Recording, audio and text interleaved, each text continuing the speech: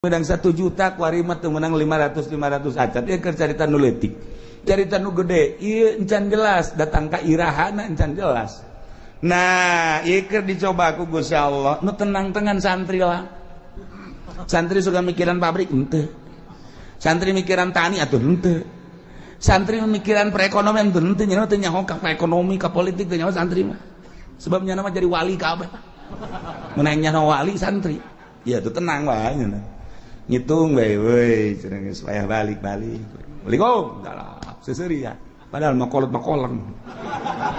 Duh anak aing geus datang deui bae. Bah, 2 poe balik deui ka pondok. Kudu aya duit 1 juta. Boh. Aduh, sakolot da aing ngakak di anak aing. Ye, aya duit berangkat. Eueuh duit kula moal. Aya sesuatu loba omong. Bah, kira ka pondok deui pondok. Meuli ji Samsu kieu.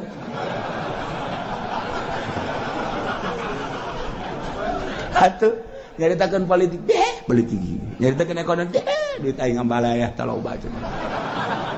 Geus cenah mah atuh geus nya mah jadi wali bae pokona mah geus. Nah, pang tenang-tenang geus jadi santri geus. Geus ngitungan bae ngaji mah tilok. Ngitung balik deui bae. Teu nyaho santri mah. Gitu jauh naon pokoknya mah ngaji ibadah gitu jauh naon jasa najan anu mikiran bae sugan atuh jadi kitu motivasi ya henteu atuh mani nyana salat berjamaah tas berjamaah pondok ngaca Quran tadarus Allahu lazim dak masak beres beli botan dak duit aing ambual aya ti bapak aing pugu bapak nama ngedagang naon gitu ngartoge geus teu nyaona naon ya dagang dangdeurnya nanjak kesangan tengah jalan kesangan kosokan heula ieu dorong deui ka ditu jual datang anakna duit bah meuli gudang garam kadeleuna mah rokok padahal kesang bapak itu.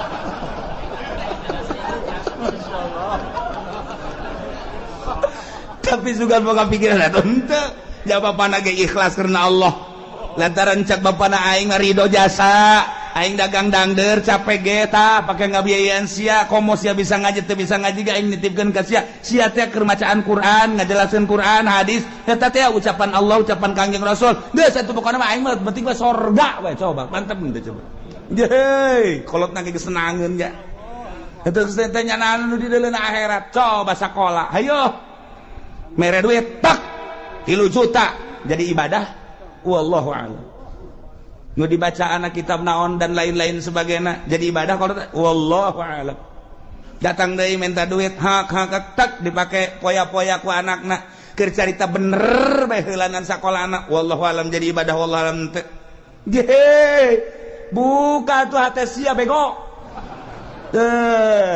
kalau teh ieu mah keur nu capek bae tah mere ka anakna kecerita bisa ngaji na geus pohara keur teu bisa ngajina dicatet ku malaikat Masya Allah anakna cicing di pondok keur berjuang ngalaksanakeun muacaan kitab Allah dawan Rasulullah dawan ulama dibiayaan ku bapakna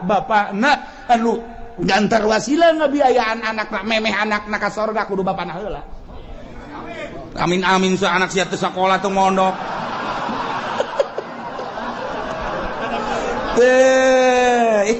emang wah gitu Masya Allah Karim pohara jasa aja tatanggana sir ke mana dek ke pondok ye keke tungguan ngodok kantong nunggu jero keke tungguan bahasa gede jasa ya cak budak merena yuk set 5.000 cek yang nanti nggak daguan ngodok kantong mangel 5.000 doang dari geus mere-mere nih Masya Allah mantap kula inget bae kula mau dibejakeun jelemana waktu kula keur mondok aya seorang pengusaha sok mere ka kula nah dek kapanggih aya deui urang dieu nu sok mere tek datang ka kula inget bae kula geus mararaot bari sok dihadiahan bae ku kula bu aing baheula teh meuli kitab dibiayaan ku eta seorang pengusaha tah suari sok dihadiahan bae lah berarti anu ternyata ge pasti aya Akhirnya teleungi tah hate teh tah nyana ngabiayaan teh. Sok mere mun balik sok mere. aya deui dulur an munda balik menta teh mah atuh dibagi-bagi ku Allah ge nu mere aya nu menta aya nah ieu mah keur carita mun muka mata hati urang blak atuh emang na hirup deuk di dunia doang beuke geus di akhirat blak. Masya Allah begitu seorang santri ustad atau kiai ditimbang amalna bagus sorga cek pengusaha malaikat ulah kali ka sorga kan emang kunaon gitu ulah emang naon hubunganan aya hubungan gede jeung kula ulah ka sorga kan ji naon heula ke tanyakeun eta kitab nu dibaca kunyana nang meuli saha tanyakan tad emang boga kitab nang malikeun saha aya nang malikeun Pak Anu bener tuh Pak Anu mana tuh rangkulannya bari ngarangkul bang ngarewas aja kan tuh kasor jadi kumaha tuh usul lain mah pokokna mah ieu ustad bisa baca Quran asa kada kitab pan kitab nanti Bapak bejakeun ka Gusti Allah eta kitab nang ti Bapak kitu bejakeun ka ditu di cek ustad teh bisa kitu bejakeun ka malaikat beja malaikat bebeja Gusti jadi aya nu ngotot bae ieu pengusaha ieu hayang milu ka sorganya na emang nyana boga amal naon amalna mah teu pati bagus kan meulikeun kitab eta sabab wasilah santri bisa ngaji ku sebab dibelikeun ku nyana jeung sok dibiayaan ku nyana aduh can Gusti Allah geus sok kasorgakeun mah je lamun urang neuleuh ka dinya tah emang kumaha gitu ulah-ulah eta kapan dongeng Kangjeng Nabi aya jelema nu maot teu boga amalna naon ulah ka dikanarakakeun cak Kangjeng Nabi pan gitu coba sugan wau tante nyana teh pernah ngaji tante jeung kiai tanya pernah ngaji ente pernah bareng jeung kiai teh kitu bejakeun pernah bareng jeung kiai teh ente waun teh jeung kiai bejakeun waun teh jeung kiai ente ieu mah berapa mah sorongan mah gaji tilok waun teh bareng teh pan puara tah mah coba pernah ente ka imah kiai bae tanya siapa pernah ka imah kiai ente masyaallah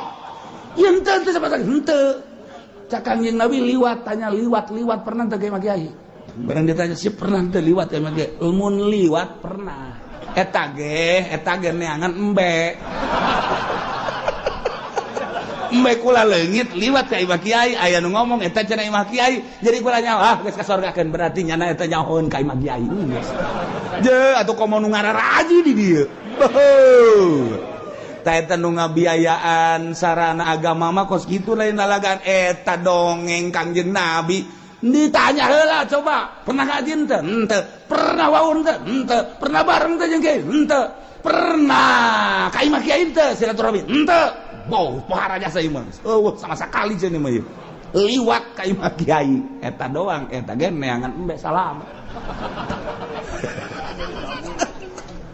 tuh mau imah ngabiayaan kan pohara jasa Masya Allah nah ialah tepati-pati kaula ngutus seorang nabi ke hiji nagara kemudian bangsana jeung umatna ngabohongkeun ka eta nabi kecuali kaula nyiksa ka ahli nagara eta ku cara dibere kesempitan kesusahan anu luar biasa perekonomian teu jalan pertanian teu jalan dan lain-lain sebagainya teh jalan sulit luar biasa wat bero jeung penderitaan gering timbul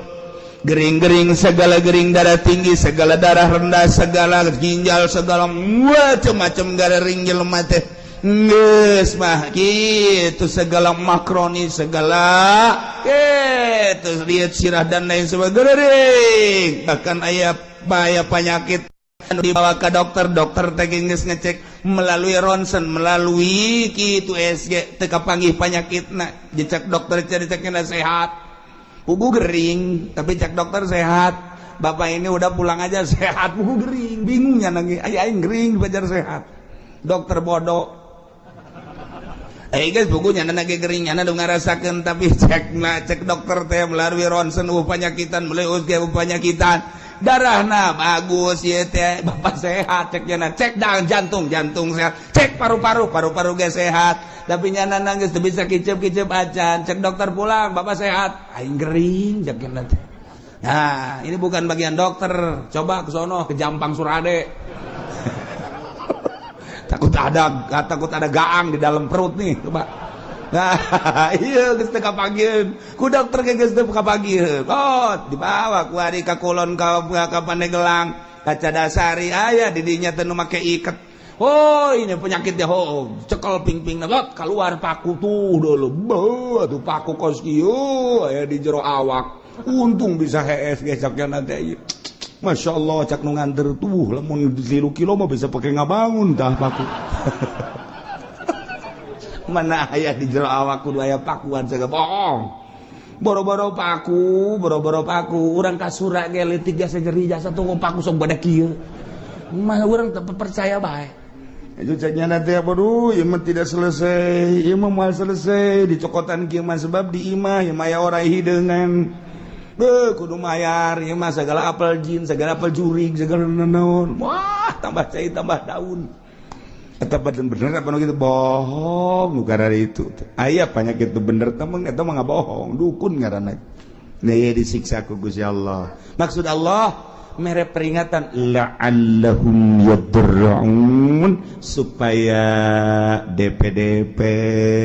supaya tunduk rendah diri kadituna iman ka Gusti Allah nu kafir supaya iman supaya percaya ka utusan Allah anu geus iban ka Allah supaya balik tobat ka Gusti Allah supaya mantep menghadap ka Gusti Allah Subhanahu wa ta'ala. Summa badalna makana sayyatil hasanah tuluy ku kaulan wagung digantikeun dibere eta kaum teh ina tempat kesulitan ka gorengan teh ane siksa al hasanah kabagusan nu tadina susah jadi sugih anu tadina gering jadi cager ku ari mah ku Gusti Allah teh dibere mahmur anu tadina dibere susah dibere gering ganti ku Gusti Allah dibere ku ari mah tadina panas jadi tiis tadina teu jarara di taneuh teh jadi tadina perekonomian macet ku ari jadi makmur terus jadi jalan dan lain sebagainya geus kasimpulan nama susah jadi sugih gering jadi sehat hatta afau sehingga tina subur tambah harta tambah loba munding tambah loba sapi tambah loba domba tambah loba ayam gitu kan kendaraan tadina boga motor hiji jadi 2 jadi 3 mobil gitu kan bahkan jeung pamajikan ge nambah tadina hiji jadi 2 jadi 3 ku makmurna masyaallah kohar anak baradakan jadi loba hatta afau tadidangan boga anak hiji 2 ku 5 mun ditanya ti bibit itu 10 bibit itu 10 bibit itu 10 4 bibit jadi 40 geus lamun deuk lebaran mudik jang anak doang nyewa bus hatta afau bahmur jasa ieu pohar jasa kumaha eta dikitu-kitukeun ku Gusti Allah ke dibere susah ke dibere sugih ke dibere gering ke dibere cager eta teh kapan menang Allah maksudna Gusti Allah teh supaya inget bahwa ieu teh dadamelan Gusti Allah geus ana dadamelan Gusti Allah supaya iman ka Gusti Allah geus iman ke ibadah ka Gusti Allah supaya mantep nauhidkeun ka Gusti Allah Subhanahu wa ta'ala. Tapi kumaha eta kaum waqalu cek eta masyarakat teh kufrun linimat kana kufur kana nikmat sing hadeta makikituan tekod masa abaan adra wasarra bapa moyang urang baheula ge osok dikitu-kitu baheula ge lain osok dikitu-kitu emang geus terjadi ke susah ke sugih engke paila engke subur tiba heula ge kitu ke perekonomian macet ke perekonomian teh jalan atuh tiba heula ge derek moyang urang ge kitu sarua jeung urang ieu teh ulah ditekadkeun bahwa ieu ti Allah wa hadhihi adatud dahri ieu mah emang geus kos kitu bae kaayaan zaman masa guari geus aya di ceuli urang loba jasa ketika aya gempa urang menyaritakeun ieu teh peringatan ti Gusti Allah ieu teh siksa ti Gusti Allah sebagian ngomong ieu mah kejadian alam dicaritakeun angin topan deg urang manyaritakeun ieu teh peringatan ti Gusti Allah siksa lantaran di dinya teh aya sumber maksiat anu teu katahan mungkin bae perzinahan mungkin perjudian mungkin bae di dinya teh segala kredit dan lain sebagainya geus disiksa ku Gusti Allah tapi nya nama lain ini mah kejadian alam adatud dahri emang geus biasa zaman makos kieu jadikan tsunami dat peringatan ti Gusti Allah urang mah nyaritakeun ieu teh peringatan ti Gusti Allah nya nama lain kejadian alam lantaran di urang antara nu mukmin jeung nu fasik jeung nu kafir loba dedengean loba tapi ka urang lolobana dah kejadian alam eleh mukmin udah teger di televisi ngomong ini adalah merupakan peringatan dari Allah siksa titik geus kuduna kitu ieu lain kejadian alam nyaritakeun kejadian alam malulu teu harayang aing mah ngadengen age eueun tegas kitu ka Allah hati-hati kita kembali kepada Allah kudu nama di TV gitu, hai para kafir-kafir, iman kepada Allah. Coba nyana di sel geus lah pokona. Nih kan kudu ieu mah kejadian alam deui. Da iya jelema nu kalalupur nikmat teh ngomongna teh qad masa'aba anadra wa sarra. Urusan kos kieu mah tuh bapa moyang urang emang kakeunaan baheula aya susah aya sugih. Aya panas, aya tiis, aya masyarakat, aya menan gitu ngaranna, aya keur paila, aya keur subur. Atuh baheula ge karari itu, ke Gusti Allah dibere angin, henteu Gusti Allah, engke ge aya angin, ke gempa. Emang ieu mah wahadhi adatu dahri, walaysat biuqubatin minallah. Lain siksa Allah, ieu mah kejadian alam. Tiba heula na geus kitu nurun ka urang ayeuna. Nu mantak caknya geus pakunu ada ma antum aleh geus sing araya maneh mah maneh bae geus ulah nyaritakeun Allah geus mah lain siksa Allah lain kejadian alam maka lamun ku Gusti Allah geus diperingati melalui paila melalui panas tapi teu daek iman ka Gusti Allah teu daek sadar merendahkan diri ka Gusti Allah ketunggu cek Gusti Allah ujung-ujungna fa akhadnahum baghtatan wa hum la yashurun teh ku Gusti Allah disakalikeun siksana baghtatan teh sakaligus kaget sekonyong-konyong wa hum la yashurun bari manehna teu nyaho kana waktu datang na memena sugan aya kitu warning sen-sen teu aya langsung bae emang kamari ieu waktu aya tsunami Aceh teh emang aya peringatan teu aya jeger kabeh ka bawah. Waktu kamari ieu di Padang emang aya peringatan awal geus ku Gusti Allah diperingati awal. Tapi kaberani itu udah tetap teu iman. Gak gempa sabaraha ribu manusia anu henteu disalatkeun. Teu Sukabumi gempa, Garut gempa, Yogyakarta gempa. Nu kuari mataan celian nu pengkor anu leungeunnan dan lain sebagainya masih kadeuleu keneh kurang Yogyakarta teh tapi tetep teu iman ka Gusti Allah awas cak Allah namun ku aing kuari peringati melalui panas ku aing diperingati teu aya hujan sawah-sawah batela dan lain sebagainya hawa anu sakieu geus henteu benyatu jeung urang panas luar biasa eta teh sing inget sia-sia teh nang aing ieu cuaca nang aing panas nang aing balik atuh ka aing cak Gusti Allah lamun sia balik ka Allah aman ku aing sia tapi lamun sia teu balik ka aing ieu kejadian alam deleukeun ku aing sia lamun ku aing teu didatangkeun baghtatan awas deui mentak ngeri urang sing lobakeun istighfar ku ari ge ka Gusti Allah Subhanahu wa ta'ala di lembur-lembur ayo istighfar astagfirullahaladzim wa atubu ilaihi minimal 70 astagfirullahaladzim wa atubu ilaihi atau anu panjang astagfirullahaladzim alladzi la ilaha illa huwal hayyul qayyum wa atubu ilaihi atau sayyidul istighfar Allahumma anta rabbi la ilaha illa anta khalaqtani wa ana 'abduka wa ana 'ala ahdika wa wa'dika masata'tu bika min syarri ma sana'tu wa a'udzu bi ni'matika wa a'udzu bi dhanbi faghfirli fa innahu la yaghfiru dzunuba illa anta ta eta baca ku cenah panjang ting teh Kiai nu pendek bae astagfirullahaladzim li wal walidayya wa li ashabil wajibati alayya jamu Muhammad eta ge panjang kene cenah Kiai nu pendek bae astagfirullahaladzim wa tubu eta ge panjang kene sia moal ngamaca ieu sia mah panjang kene bae sebagian baca istighfar balik ka Gusti Allah Subhanahu wa ta'ala lantaran hujan-hujan anu aya di sekitar urang encan hujan murni sing ade encan hujan murni ieu mah hujan buatan teh pemerintah supaya ulah ngebul teuing mantap kurang tetap sulobakeun istighfar ka Gusti Allah Subhanahu wa ta'ala. Ieu kurang keur dicoba ekonomi keur rada carut marut. Bagi anu bergelut di perekonomian kuari emang keur rada carut marut. Pertanian ribuan hektar nang Allah